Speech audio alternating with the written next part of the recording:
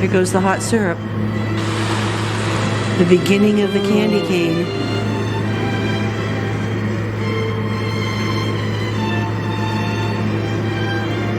Oh, look at that. I need one of those things at home.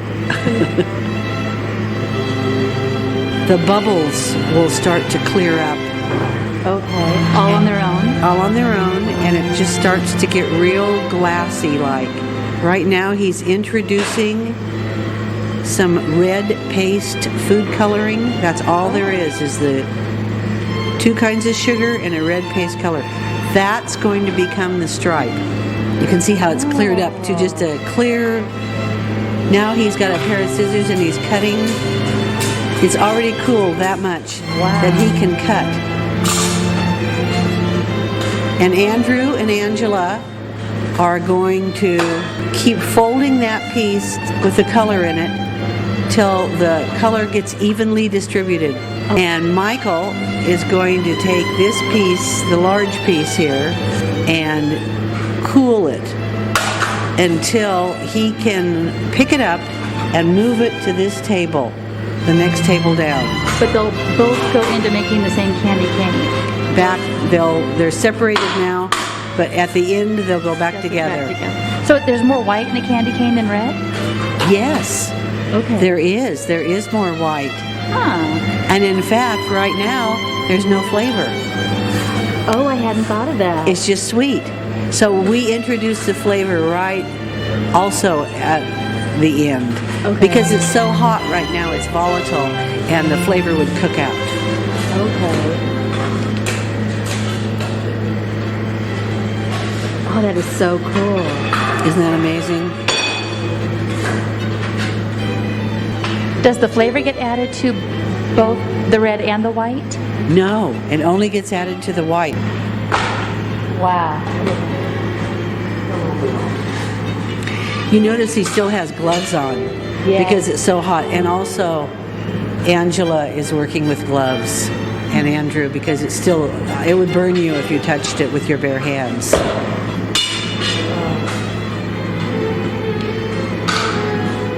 So he cools the bottom and folds it into itself. So it has that nice even cooling. And you're right, all those little bubbles are out of it now. They're gone. Mm-hmm. That is a lot of hard work that goes into that. Well, wait till you see him pull it on the hook. That's a lot. Oh. So, see how it's getting thicker and thicker? Now he's going to be moving down to this table. And you can see he's folding it still and getting it thicker. And he can just tell by the feel, as most cooks can, when it's right. Okay.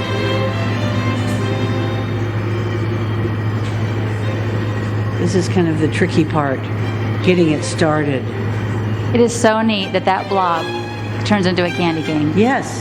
And watch right now, because magically before your eyes, it's going to turn whiter and whiter and whiter. Satin white. Oh. Are you ready for the flavor? Okay.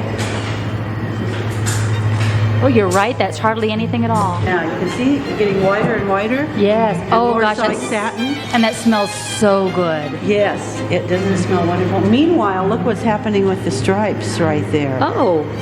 They've cut them into 4 rectangles, and those are being kept warm in front of the fire. Andrew is going to dampen one of the stripes at a time and put it on his loaf. How many candy canes will that It loaf will make? make 35 pounds. And whether you made 2 or 3 big ones, the giants, or you made a million little ones, when people you come, just make 35 pounds. okay, when people come to do this with you during the holiday season, do they make the big ones or do they make the little ones? Well, we give them a piece that's probably about 2 feet long to make for themselves. And they can make anything they want. They can make a candy cane, or they can shape it into a heart, or their initials, or whatever their imagination takes them to. Right now he's rolling that piece. It's got the 4 stripes on it, and he's gonna slip it onto this York batch roller. It's from the 1800s also. Has a fire lit behind, and Angela is giving a little coating on the outside of beeswax. And, What does that do? Well, it keeps the moisture from coming into the piece, and it also gives it a nice little sheen. He will shape that piece while it's nice and warm, and that's what this machine does. You cooked it to 310, and you brought it down in temperature until this temperature right here, where it's real pliable, and you're going to hold it there, just like a little oven, until you process it. And so he determines the size of what we call in the trades a snake. Whether the snake be a great big snake or a little tiny snake, that's going to determine the size of the cane. The stripe up tighter, I pull with one hand, look at push with the other, and you can just see that stripe just... How pretty. Yeah. And now I'm going to just keep it rolling so I can get a nice even... Okay, and then let's move over here to the marble table. And roll a little longer because you're cooling the outside. This is nice and cool. Nice and cool. And then all you do is make a shape. Oh, perfect. There you go.